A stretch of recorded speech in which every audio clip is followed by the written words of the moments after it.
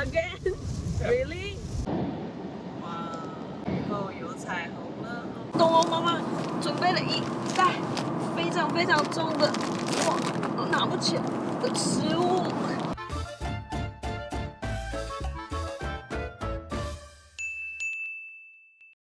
嗨，大家好，欢迎回到库巴里萨，我是 Alisa。没错，这一集呢是要记录我们一路开了1300多公里去到瑞士的一个记录。但是呢，我觉得这趟旅程实在太特别了，所以我很想跟大家分享一下，我们为什么会选择开这么远的车去到瑞士的一个前提。这次我们是秋天的时候去欧洲，当时还蛮难买机票的，而且加上我们的时间很赶，我们也知道就是瑞士当地的交通是非常的贵，所以加上时间的考量，机票也很贵，然后当地交通也很贵的情况下，我们最后决定开车去瑞士。我们要开1300多公里，一路往西，横跨大半个欧洲，然后才到瑞士。所以我觉得这趟旅程太特别了，就很值得记录一下。那因为疫情的关系呢，我们已经2-3年没办法去欧洲了嘛。那这次主要是去见杜先生在瑞士的家人们。对我来说，也是我自己在瑞士读书之后9年第一次回到瑞士，所以我们2个都超级兴奋的。在这个旅程中发生很多有趣的事情。还想跟你们分享的是，我在规划这趟旅程的时候，有一些很实用的小 tips， 还有实用的工具都会在影片跟大家分享。而且影片的最后呢，还会跟大家分享我们这次在交通上面花的总花费。好，废话不多说，我们开始我们今天的旅程吧。早安。早安。现在是早上5点28分，我们要去瑞士。对啊，对，因为现在欧洲的机票还是很难买，所以我们做了一个疯狂的决定，就是要开车去瑞士，然后从塞尔维亚过去大概12个差不多。这是 including break？ 不对，12个是没有 break。哦 ，OK，no break，OK。所以如果 including break 呢是4个小时，13个，at least，yeah， 差不多。好吧，这是 journey starts。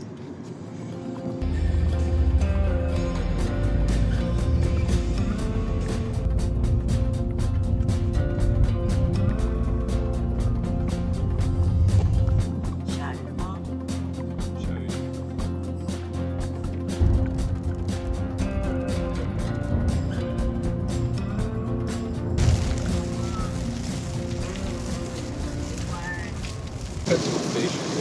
Again? Really? Yeah, it's the coffee. I don't know, beer from last night.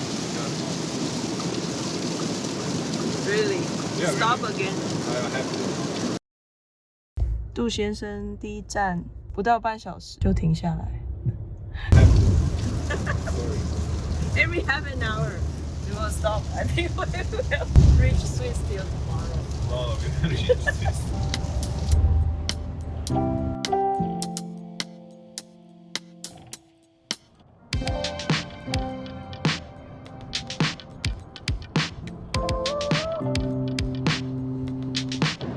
上次我们从奥地利进匈牙利的时候彩虹，然后这次进克罗埃西亚遇到彩虹了，虽然有点下雨，但希望后面会晴天。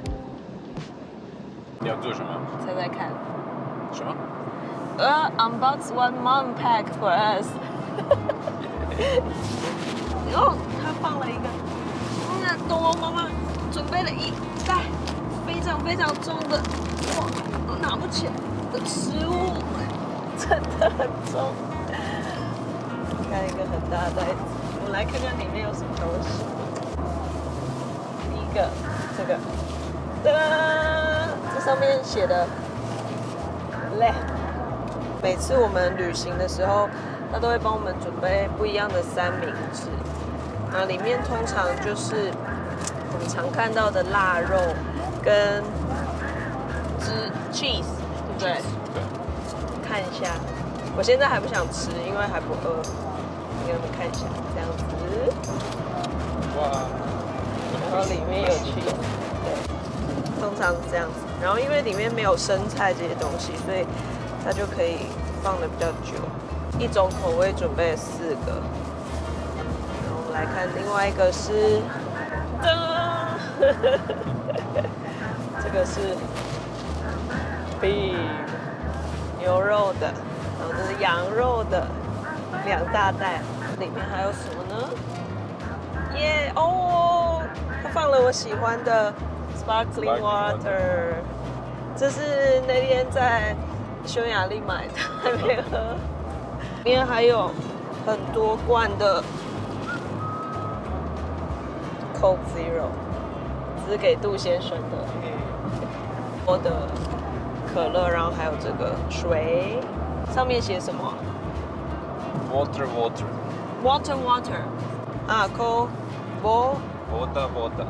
Voda 啊 ，B is a V。Voda 耶，里面有很多可乐，然后还有这个，我觉得塞尔维亚画的花生很可爱，叫 Kikiriki。对，花生很像在 Kiki， 很像在笑的感觉 ，Kikiriki。原来里面就是这么多饮料水，这么重啊！我们2天都不会肚子饿。对，没有问题，绝对没有问题。继续开车，我们现在到 Zagreb 还有152公里，所以大概还要1个小时多一点。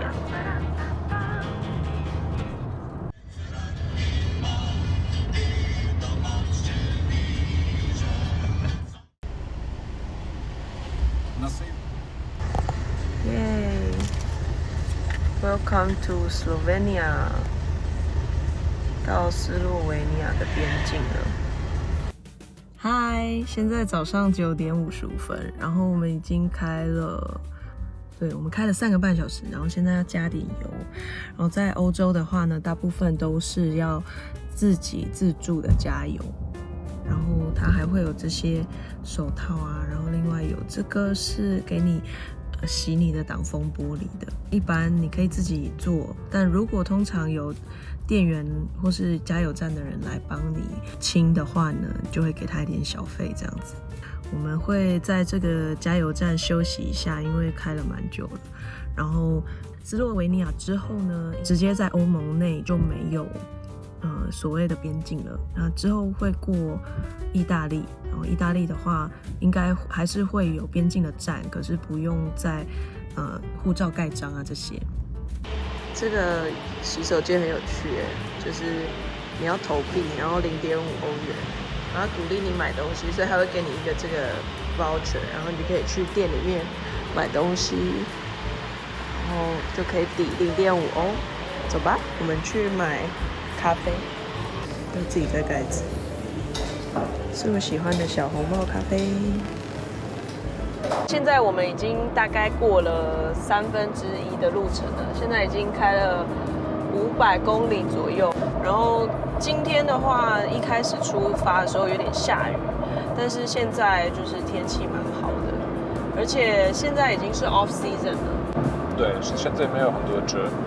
然后如果是7月、8月，summer 的时候，对，9月也有 summer 的时候有很多车。因为我觉得在欧洲的高速公路其实算蛮好开的，因为没有什么车，基本上就是2条道，内侧是超车道，外侧就是一般的你行驶的道路。在亚洲其实也是内侧是超车道，但因为车太多了，所以通常大家就是开进去，然后就不开出来。但是在这边的话，就大家都蛮守规矩，就是如果你想超车，你一定就是走内侧，然后超完之后，你就要慢慢再移出来这样子。大部分的限速就是130公里。130对。对，那可以超过一点。点。现在我们开的这条路，他们是用一个 period 算，还是有照相机？都有。在 Slovenia 我不知道他们有哪里他们有那个 camera， 所以我看我的 speed， 然后就尽量不要超过。对，多一点，少一点，多一点，少一点，差不多，中间是差不多130。哦， So they have station cameras, they have those distance cameras. So when you pass, in theory, they should mark your speed. And on the road, they had before those markers, like from here to here, we are measuring your average speed. 在塞尔维亚或是 Croatia 这些开车，我觉得塞尔维亚比较难呢，因为路标是写塞尔维亚文，就是完全没有英文。就是它会有一个 Cyrillic 跟一个 Latin，对，没有英文，对。可是我们现在进到像斯洛维尼亚，至少你什么出口什么，它都会写英文，对，所以我觉得简单一点。是，但是因为现在有 Google Map， 所以可以，我觉得还是可以开，就是 Google Map 会告诉你怎么走啊。对 ，Google Map 我觉得是好用，然后那个 Via Michelin。也是好用哦，对，这次我们还发现了一个，就是米其林的 Planner， 就是我们知道米其林 Guide， 其实它最早就是设计要让你旅行的时候可以用他们的这个 Guide 去告诉你一些资讯嘛，在路上的资讯。对。然后，所以在米其林它有一个 App， 也有网站，然后叫做米其林 Planner， 应该是这样。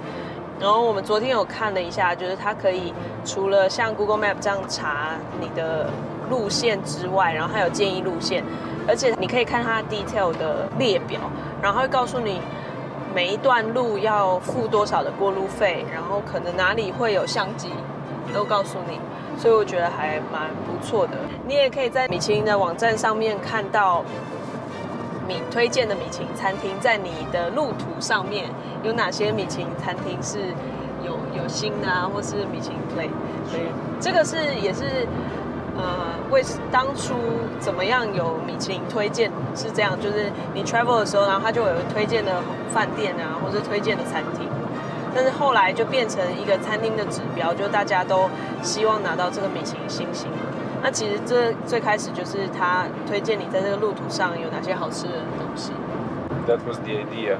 对，所以如果在欧洲旅行的想要自己开车的人，我觉得可以试一下，因为就是除了单纯的知道路线之外，就可以知道更多在路上可能会遇到的 detail。那你觉得在欧洲开车还有什么跟 Asia 可能比较不一样要pay attention 的吗？ I think people here are more responsible, like in Europe in general. So they're more careful how they're driving. So I haven't seen so far some, let's say, stupid moves. Yeah, but in Serbia I've seen some stupid moves. That's the problem. 没有。然后我们现在已经快到吕比安纳了，很快就要再进到意大利了。到了。